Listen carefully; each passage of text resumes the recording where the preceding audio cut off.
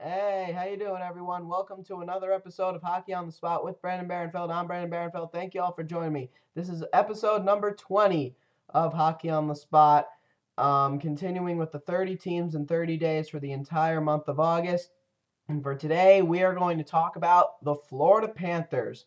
In 2011, 2012, the Florida Panthers not only ended their long playoff drought, but did so in great fashion. They won their first ever, now extinct Southeast Division title in franchise history. But unfortunately, they then suffered an early first round playoff exit in 7 games to the hand of the New Jersey Devils, the very same team that started their long playoff drought in 2000. Um, and it looks like losing to the New Jersey Devils once again took it out of the Florida Panthers. Last year, in a 48-game shortened season, 2012-2013, the Florida Panthers had a very dismal season. Last place, and not only in the Eastern Conference, but in the National Hockey League with 36 points, 3 points behind the Colorado Avalanche, finishing with a record of 15, 27, and 6. And it was more than just finishing last place in the league. They also finished last place in the league in goals scored. They led up the most goals in the entire National Hockey League, last place in goals against. They had the worst penalty kill in the National Hockey League, and they also had the worst home record in the National Hockey League. And they began the year 1-5-0 through their first 6 games, and through their last 10 games ended the year 3-7-0. Had only one 3-game winning streak all year. That was their longest win streak. It was just a very miserable season for the Florida Panthers and Florida Panther fans. There were very few positives about the Panthers this season. And a lot of the signings that they made last offseason proved to be huge disappointments, but none more disappointing than 36-year-old defenseman Philip Kuba. Because he was so disappointing, he had the final year of his contract bought out. He had 1 year remaining, worth $4 million. So he is bought out. He's yet to sign with another team, but he will not be returning to the Florida Panthers. But that buyout did allow the Panthers to re-sign the goaltender who looks like is going to be their starter now, Jacob Markstrom. They re-signed him to a 2-year deal. That's a good signing, which also means that Jose Theodore will not be back with this team. He is still an unrestricted free agent. He wants to return to the Panthers, but it does not look like that is going to be the case. And as far for the Florida Panthers last season, with all these miserable numbers that they had, the only positives about their team last year were two things. They only had two positives all year last year. The fact that Jonathan Huberdeau had a great rookie season and tied with Nail Yakupov of the Edmonton Oilers for the most points of all rookies with 31. Yakupov finished first because he had more goals. However, it would be Huberdeau who would win the Calder Trophy for League's Rookie of the Year. A huge honor a huge honor and positive for a team that was the worst in the National Hockey League. And even more so to show how miserable their season was, they, with all these bad things that happened to them, another bad thing that happened to them, they did not win the NHL draft lottery, even though they had the most likely chance to do so. They were beat out by the Colorado Avalanche, and so they would get the second overall pick in the draft, not the first. Very miserable for them. But the other positive for this team was, believe it or not, despite the fact that they were last place in the league in goal scoring and last place in the league in goals against, one major positive to their team last year, and in my opinion, their biggest positive, was, believe it or not, their power play. The Panthers were 6th in the league on the power play last year. That is where they got most of their scoring from. Most of their scoring came when the other team was a man down. And most of those goals were scored by guys like Thomas Kopetsky, Jonathan Huberdeau, Thomas Fleischmann, and believe it or not, Sean Matthias, who continues to improve. Those 4 guys were pretty much the scoring guys this season for the Florida Panthers. But again, most of their scoring came on the power play. So for a team that finished dead last in the National Hockey League to have the 6th best power play, that's actually pretty good. But that doesn't take away the fact that they did have the worst penalty kill, the worst goals against, worst goals for, worst home record, and they've just a worst record overall. So, and of course, they did not get the first overall pick. They got the 2nd overall pick. But still a solid pick, though. With that 2nd overall pick, they would select centerman Alexander Barkov, a, a, a native out of Finland with a Russian heritage. Yes, a Finn with a Russian heritage, a kid who's expected to be extremely good, a kid who's continuing to grow from a 6'3", 209 frame. And though he spent most of the year injured last year, though he is recovering from a surgery, they expect great things out of him, and he hopes to make the team this year, and the Panthers sure hope he can make the team this year too. This year for the Panthers, despite the rough year, they decided that they would not go out and rebuild their team through a lot of free agent signings. They instead decided that they were going to look within their own system and build for the future. But that doesn't mean that they wouldn't go out and sign some guys or lose some guys. They did lose a few guys. They did gain more than what they lost. I mentioned already they lost Jose Theodore, who's still an unrestricted free agent, and they lost Philip Kuba, who they bought out, and he is still an unrestricted free agent. But there are some other guys who have left and have gone to other teams. Right winger Jack Skilly, for example, he is no longer a Florida Panther. He went on to sign with the Columbus Blue Jackets this year. Tyson Strachan, a defenseman, he's gone. He signed with the Washington Capitals. Defenseman Nolan Yonkman, big 6'6" defenseman, he is gone. He signs with the Anaheim Ducks. And the biggest loss of all, and the one that was really going to be the most talked about this offseason, centerman Stephen Weiss, who holds the Florida Panther record for most games played by a Panther and a dedicated player to the Panthers, and a guy who they maybe one day had expectations to become the captain. He is now gone. He went on and signed a 5-year deal with the Detroit Red Wings. So, a huge loss for the Florida Panthers to one of their most popular players.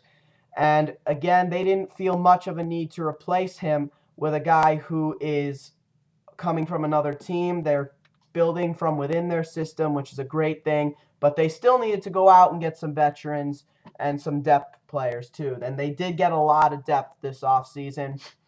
They brought in centerman Jesse Winchester from the Ottawa Senators, a good depth center, a 4th liner. They brought in right winger Steven Pinizzotto from the Vancouver Canucks, another depth player. Defenseman Mike Motto, who played last season for the Toronto Marlies, the affiliate of the Toronto Maple Leafs, a depth defenseman who could fill a 7th or 8th role. But the last time he saw NHL action was 2 years ago as a member of the Boston Bruins. So he could be a little rusty if he does get back into the NHL level. John Matsumoto, another center who spent last year with the Chicago Wolves and most of the time the Worcester Sharks. Last year the Wolves were the affiliates of the Vancouver Canucks, now the affiliates of the St. Louis Blues.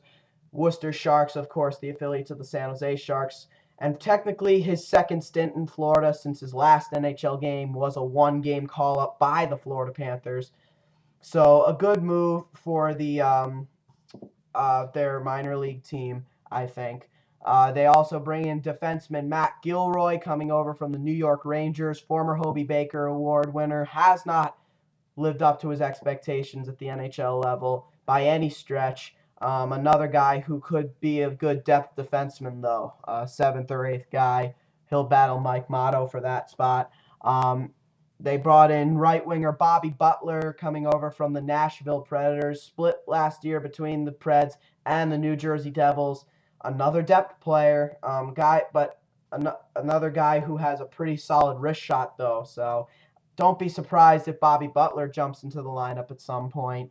And then the other signings that are more notable, they bring in right winger Joey Crabb coming over from the Washington Capitals, and he actually has the expectations to make the roster this year at 30 years of age and play full time because again, the Florida Panthers need help on their penalty kill,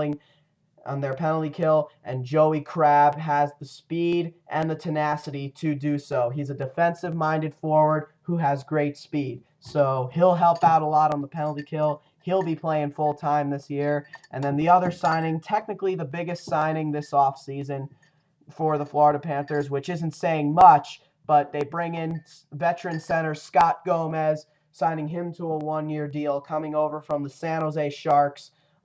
He was okay last year for San Jose, not great, but solid enough. He's way past his prime. We saw it in Montreal. Former New Jersey Devil, New York Ranger, Montreal Canadian, San Jose Shark, coming over from the San Jose Sharks. I think he'll be at basically their fourth line center. He'll be a good fit for them too, I think. So I think it's a good signing by the Florida Panthers.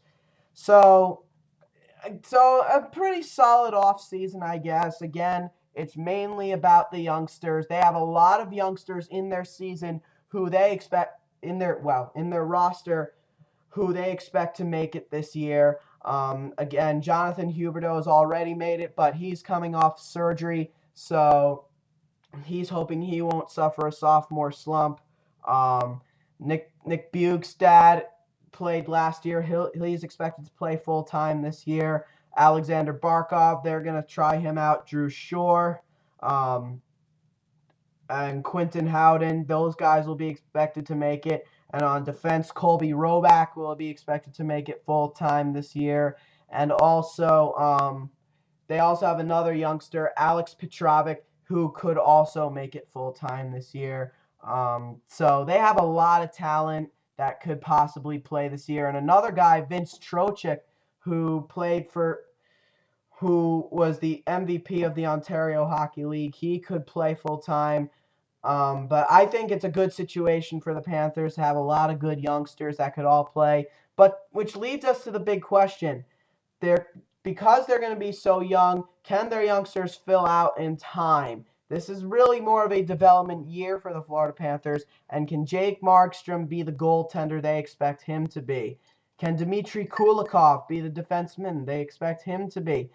Can their lineup stay healthy? A huge reason for their miserable season last year was their guys getting hurt. It really was a shame. They had a lot of guys getting hurt. That shouldn't be a problem this year. And another guy, by the way, who's also going to be leaving Florida, Peter Mueller, he will not be back either. But anyway, yeah, that's the big question here, if they can stay healthy. Can this team be better defensively? They're good offensively. They're good on their power play, but that doesn't mean they're good offensively. They got to be better both ways. Can this be a better team overall? And probably the biggest question for me, can they thrive in a new division that consists mostly of Northeastern teams? In this new Atlantic Division, with the Southeast Division extinct, they're now in the new Atlantic Division. The good news is they no longer have to make constant trips up to Winnipeg to play the Winnipeg Jets, and they can still make constant trips to Tampa Bay within their own state to play their arch rivals, the Tampa Bay Lightning. The bad news is, though, they no longer make constant trips to play the Washington Capitals or the Carolina Hurricanes. Instead, they go up to make constant trips up northern North America and northeastern Canada, up to those northeast teams. They will now be making constant trips up to see those teams.